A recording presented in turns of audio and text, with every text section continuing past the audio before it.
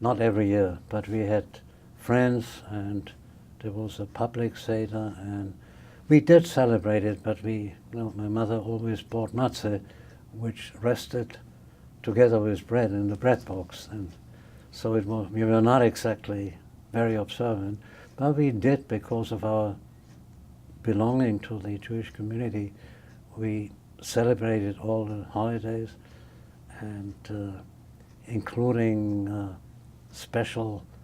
food like carp, I think, was the favorite food for Friday night,